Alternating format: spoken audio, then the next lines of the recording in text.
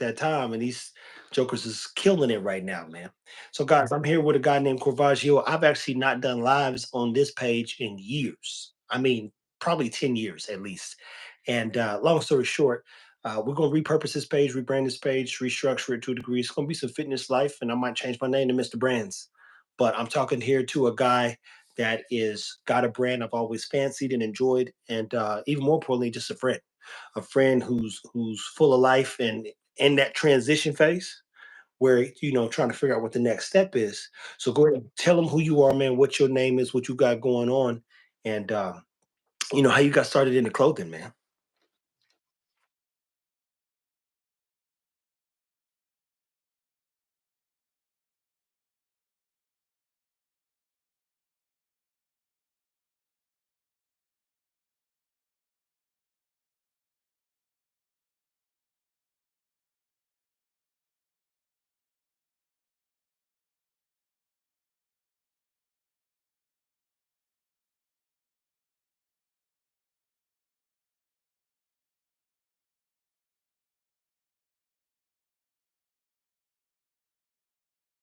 And I mean, that's kind of where it stemmed from. Just overall, just felt like a confidence boost. You know what I mean?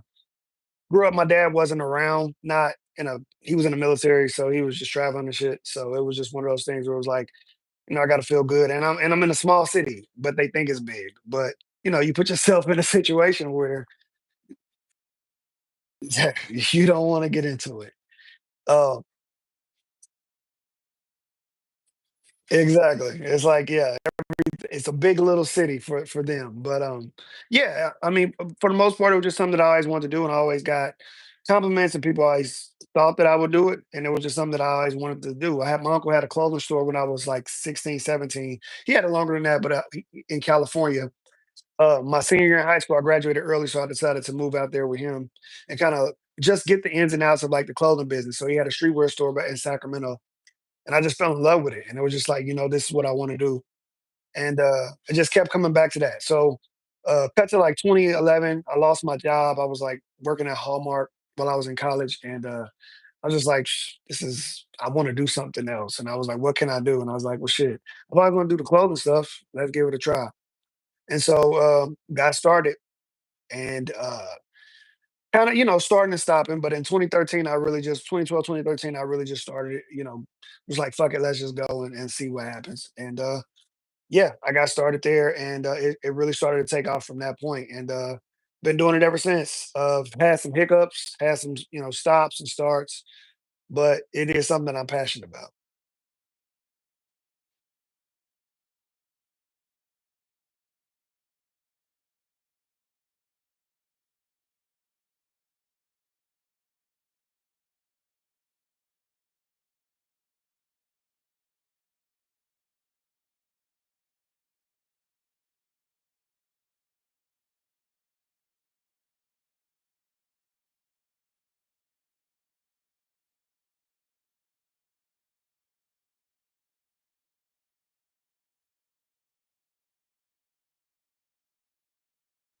So how did you find your passion in that, man? Because I'm trying to define passion currently, my man. It was something that once I actually like said I was going to do it, because it was always something that I wanted to do, and I actually got results from it. Um, I could not. It was kind of like a drug at that pace. It's like his name's controlled substance, but it was just something that I was just addicted to. Like, um, my very first pop up was like in Kansas City, and we were with this really big known brand, and Charlie Hustle, and like a bunch of people. We had a shirt that was kind of, it wasn't theirs specifically, but it was new and fresh, and people were like taking our stuff over to him, and it just was one of those things where at the end of the day, if he didn't respect us and when we first got there, he respected us after, it was all over with. And it was no, no, no. But what I'm saying is, it's like you meet somebody who's already established in this field, in this area. True, 100%. But okay, yeah, right. but no, okay. I said to say this in a sense of like he had notoriety in our city and very small, but he had a lot of like big brands, and it was something that was admirable because like he was working with the Negro League Museum, he was working with the Royals, Chiefs, you know, even the Blades that used to be there. Like he had all of those trademarks. Gooch is also a guy who fancies Kith. And objectively, what he's saying is the dude had worked through what we're going to talk about over the course of time is managing relationships. Like, how do you get the relationships to be able to do that? Because Blades, Kansas City Royals, it ain't that hard if you pay the licensing fee. And once you get the license fee, they get their money, they get their check at the door, and you get your check. You see what I'm saying? So make sure you're walking them through as we work through this. Saying even with that all being said, it's still a relationship that you have to kind of initiate, or you have to even be invited in to get it, right? That's something that I've never experienced yet, but my goal is to have something in that range. So back to your question about being passionate about it. I think it was the first time you started seeing people actually resonating with your product. So like in my mind, it's kind of like art. So these people are actually appreciating your art in a sense, and they're buying it and they're supporting it, and they're without them even having to know it's mine. You get what I'm saying? Like I didn't have to say, "Hey, I'm the owner." They don't for all they know, I could just be selling this for somebody in the back. You know what I mean? Like, so it made me feel good that people who don't know me actually supported it. So I think that that was where the passion or the feeling that drove me to be more passionate about it came from, if that makes sense.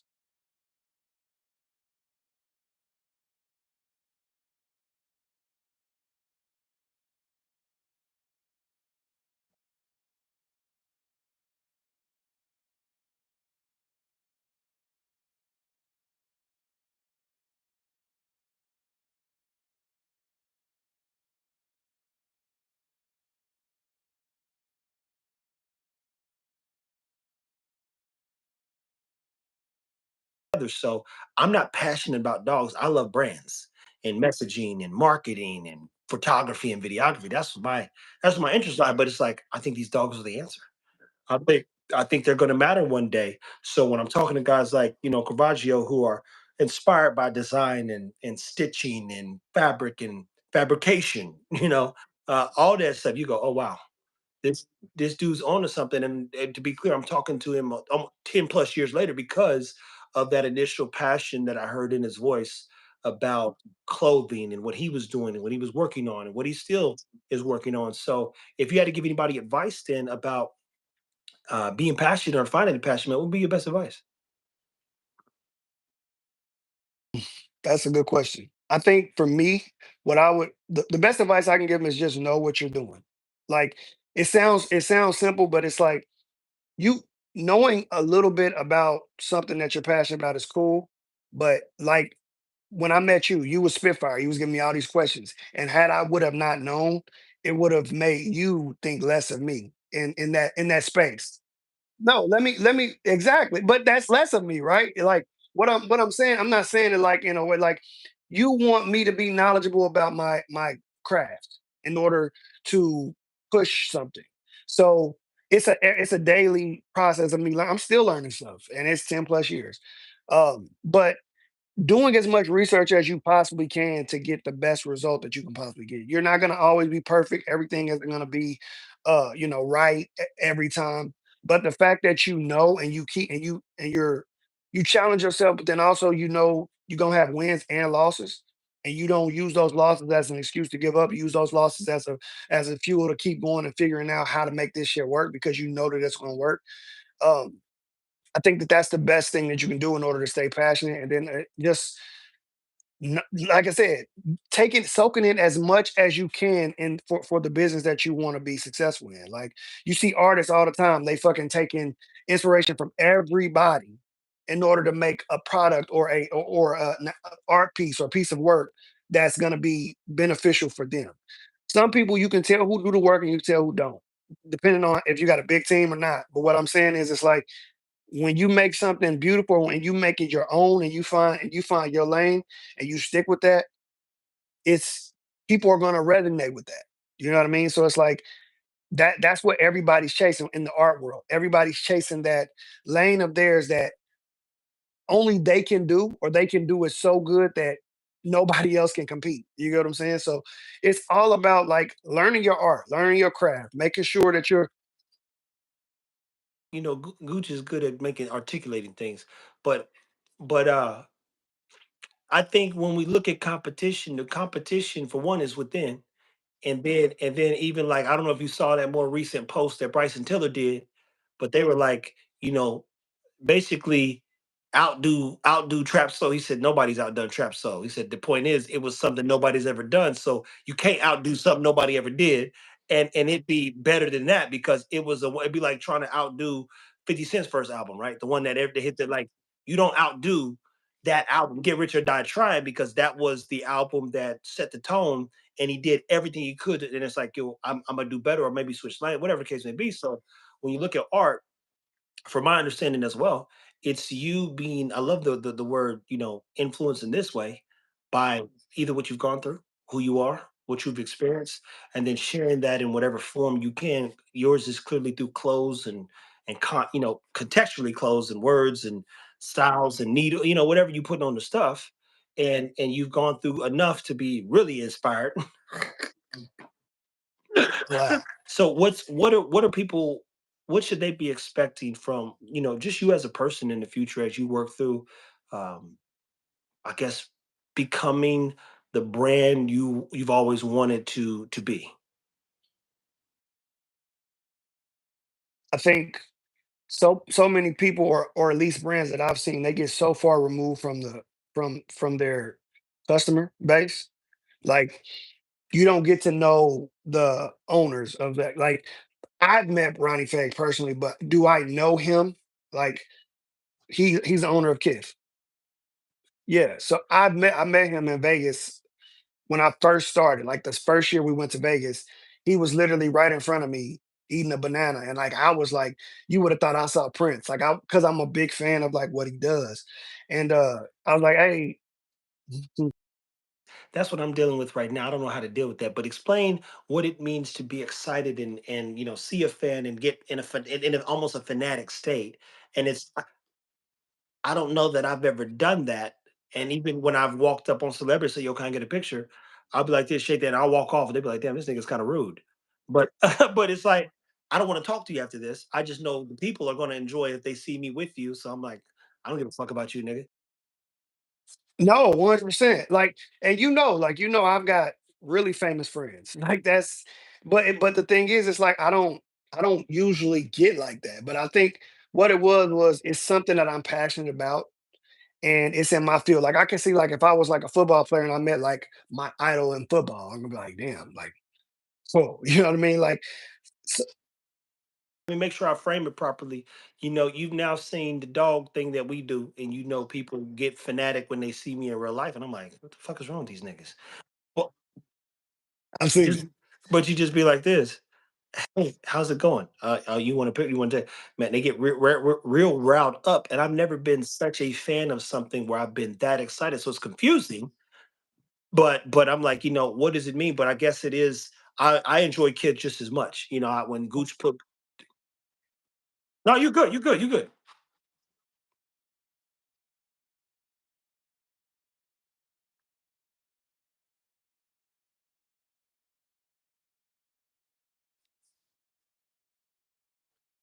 Yeah.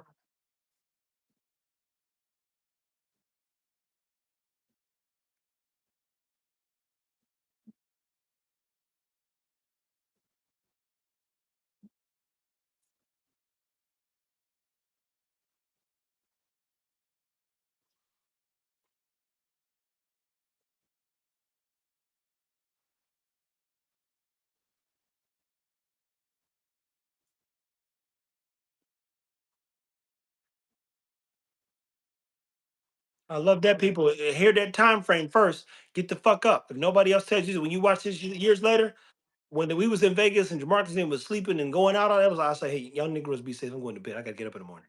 And you go handle your business. Keep going though.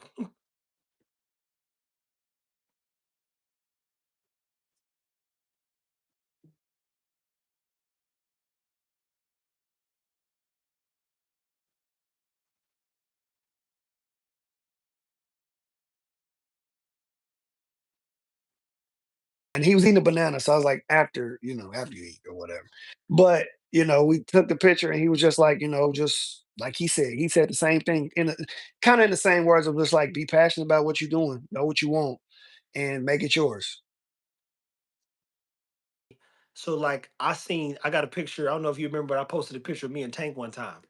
And when I walked in, me and Rich had just come from going getting some food back in the day, and he was at the Galleria, and I said, "Oh shit, Tank, nigga, what's good?"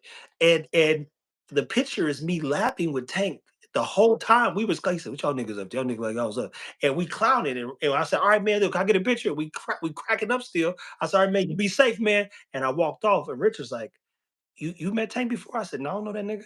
And he was like, I would have I would have sworn you had been ducked. I said, "No, nigga, I just love RB. I've watched everything I could on him, but I said, nigga, I don't give a shit about nigga."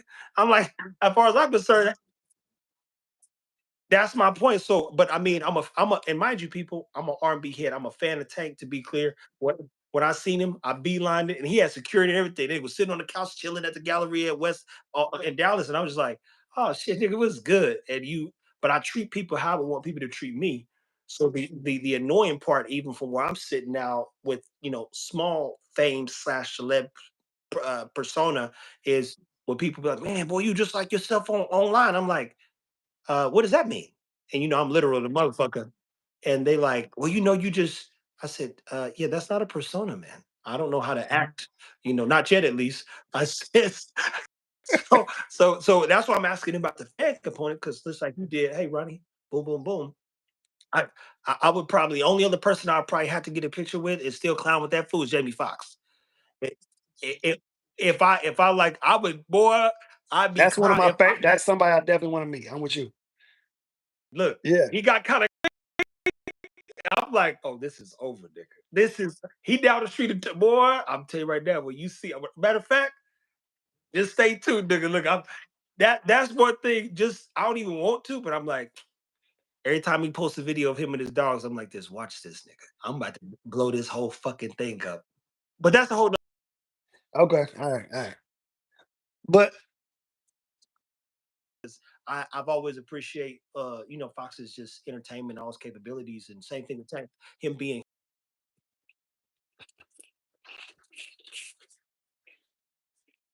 telling you, man, that photo, we are like we was laughing so hard in a little bit of time. You literally all my life or some shit. It was just when certain people get together, man, and like he said, he likes your energy. The energy's right. And again, I ain't harass him. I want to go sit down and chew his ear in terms of like just talk to him. Death. I said, man, I appreciate your time, man. Please be safe, man.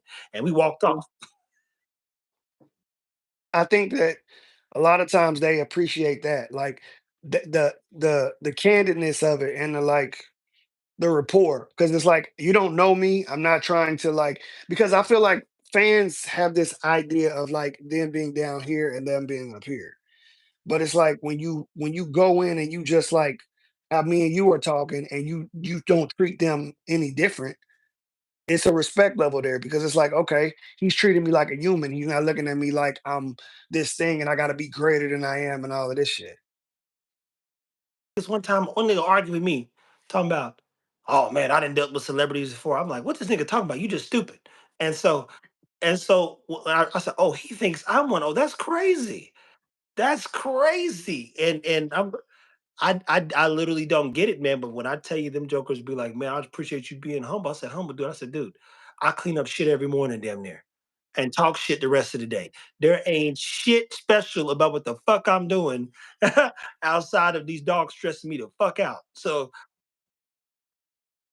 Fucking Rampage. Have you that motherfucker is so ruthless. It's crazy. Funniest shit ever. I could do that. And I was like, You, this yeah, nigga's mad ignorant. Hey, everybody, I mean, you know me. This nigga know me. So I'm like, Rampage be blacking sometimes, but he dead serious. And the only person I would want around me for everything that I do that's ridiculous like that is with Rich be like, Rich would be eating, somebody say something and they be like laughing. Rich would be like, oh, he's dead serious. he's so serious. But But no, best yeah, advice that's though, man, for kind of like give them some context of where we want to take this people. I've missed a few weeks, and it's because I've been working through my own strategies. And Corvaggio here is a guy I look up to, especially in the clothing space, a good friend of mine. And even more importantly, I learned a lot from it. I learned that time, as he said, even when you said about me spitfiring questions to you, I'm getting to that businessman mentality where I'm like, damn, I've always thought through businesses and what can be better or tried to learn. And I was drilling his ass literally over 10 years ago. And he had some good answers. 'Cause it's like a lot of stuff is common sense questions, but then also it's just like things that if you have a business or if you're doing something, you should know. And you should and I mean, even if you starting from the beginning, you might not have it down packed. You might not have all the concepts, you know, down to where you can like show proof of it yet, but it's coming. You know what I mean? Especially if you have that wherewithal and you're knowledgeable enough to be like, something's not working, let me go back to the drawing board and fix it. But that's always been my mindset. I worked with a bunch of dudes that didn't know what the fuck they was doing. And it's not their fault because they just wanted to help me in the beginning. But when you start trying to act like you know more than me, I'm just gonna let you fucking hurt yourself. You know what I mean? Because there's nothing that I can do. I can't because if I'm giving you all of the tools and the knowledge and you're not soaking it up, but then when people come to you, they come to you because they obviously want you to be the one that's in the forefront. You don't know shit. That's on you. You know what I mean? Like, because then it's gonna come back to me. So I just like to do my due diligence. I like to do my research and I like to have a story behind whatever I'm deciding to come up with. And I think that people can resonate with that because I'm very transparent. I'm a silly motherfucker, despite having conversations like this where it feels like I'm serious. But yeah, I mean, I just like to be inspired by things, and I would love to just be as transparent as I can to give people an idea of where my head is at when it comes to certain things. I mean, sometimes you don't need to speak on certain products and certain pieces, but as time progresses, you want to just make the customer feel like they know you. You know what I mean, and your fan base feel like they know you because that's what they'll resonate with. Like you can't. Um, in the flow of like when it comes to the clothing stuff, I think storytelling, but in the sense of like in my head, I feel like it's a very cinematic style. So like movies and music, things that I've seen growing up. I think it's just a little bit of it's a combination of all of those things. Um, I feel like the term controlled substance is like for me, it kind of feels like very cinematic. So I feel like I have to do a good job at like storytelling to get my point across. It's a good thing with the storytelling, but it's also a bad thing because it's like typically with storytelling, it has an ending somewhere. So I always have to keep that in the back of my head that it's like eventually my story with this brand is going to be over. You know what I mean? And I have to figure out how I want it to end or how do I want to go out with a bang or even if I don't, I mean, who knows? It could be an 8 year long fucking story, but I want to keep it as fresh and give as much details as I can to this brand, if that makes sense. Um, but yeah, I mean, as far as like, I look at like when I make collections, like an album, and then I would look at it like, but over time, it's a full story. It's something that I'm a big fan of storytelling, whether it's in music, whether it's in movies, books, whatever. It has to be consistent, and that's my goal is to bring a level of consistency with the storytelling, but then also like making shit cool, making dope shit, but then also like giving pieces of me, giving things that I grew up with and trying to recreate them or not even recreate them, but just bring them to the forefront because like you don't have to recreate the wheel. You just got to fucking know how to roll that motherfucker. You know what I mean? And For one, thank you so much, Gooch, for explaining that. Guys, if you didn't know this, whoever's an Apple fan, I've got Apple products everywhere. I'm a big Steve Jobs and Apple fan. He never really invented anything, guys. He reinvented everything though. Uh, and that's the challenge. Think about it. The MP3 player came out before the iPod, but the iPod killed computers existed before the iMac took off. Uh, and so many other things. But when you really dive into what this man did, he didn't reinvent wireless headphones. Wireless headphones have existed for years. He created air. I mean, they created AirPods that paired. He didn't recreate anything. He reinvented it.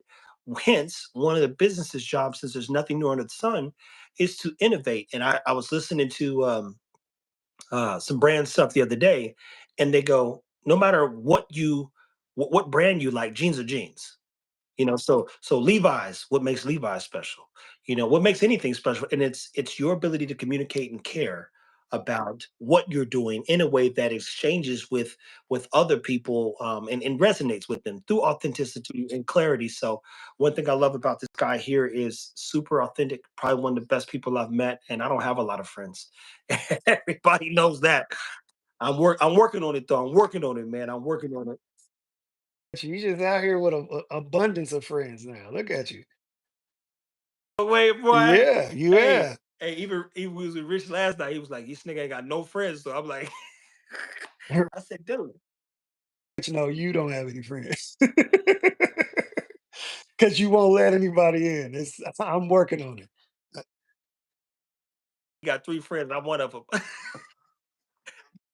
but I respect it. But I will add on to what you were saying. It's like with the innovation aspect of it. I feel like that's where clothing is, especially right now. Like nothing is new. If you kind of pay attention to fashion right now, everybody's just kind of doing their own thing. There's no real trends. Everything is just like a free for all. So it's like it's so many different generations in the mix right now. Like, when we were growing up, it was the what? Fucking boomers, and then we was the millennials or whatever. But now you got all of these groups in one space, and everybody trying to like stake their claim on like the way that they used to dress. And now it's like everybody's just doing whatever the fuck they want to do. Like you go outside and you see a bunch of niggas that's in a bunch of different shit. You see these young motherfuckers in hoodies and it's 100 degrees outside. You see fucking these girls in like these cut up jean shorts. You see motherfuckers in skinny jeans. Like it's so many different trends or styles, but now it's like motherfuckers just like do what you want. Shit is fucked up. So it's like it's a good thing that with fashion because it's like you can tell a story and you don't have a book to go by anymore. Like you don't have to just make some trendy shit. You can make what you like and put it out there. But it's like you don't have to create anything. You just have to reinvent. And so what you were saying was like a lot of what fashion is about right now, just reinventing things.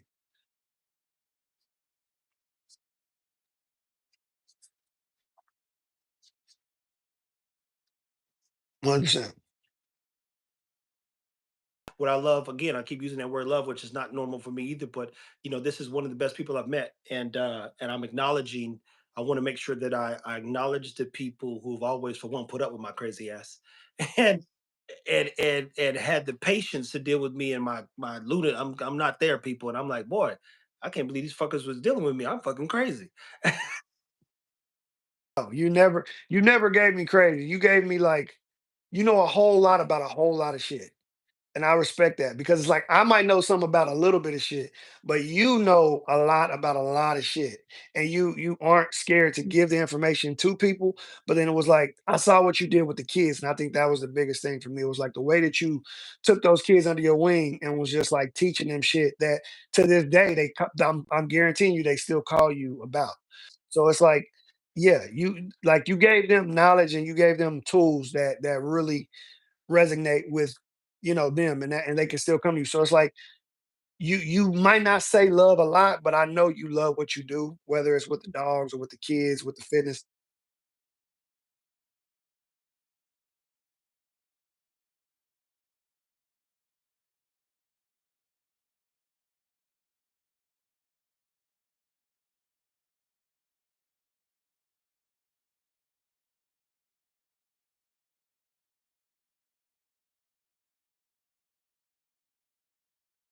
You'll be here at 8.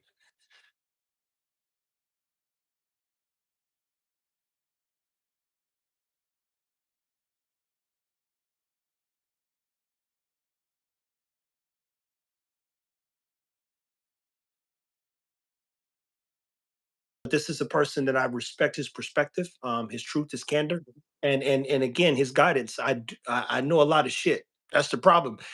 I'm like, oh, this nigga don't know. Not Gooch knows stuff, but I'm like, if you 2 seconds in, if I'm like, I'll walk off. That's the old.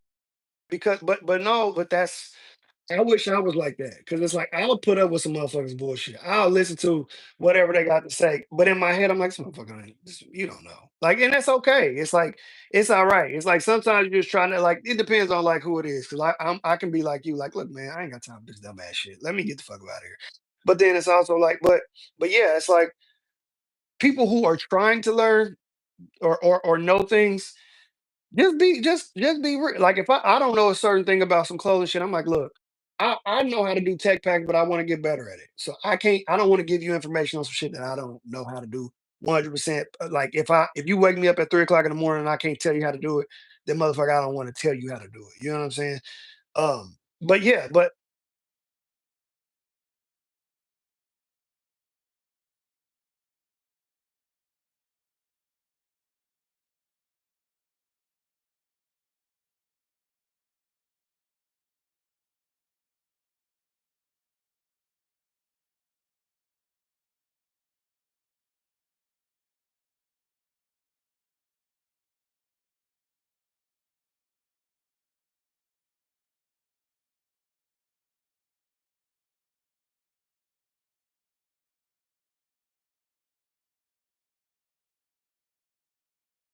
Like 100 folks for sure. Real quick, asking me 3,200 questions. Uh, but this is where change happens and where the story begins. So, my man,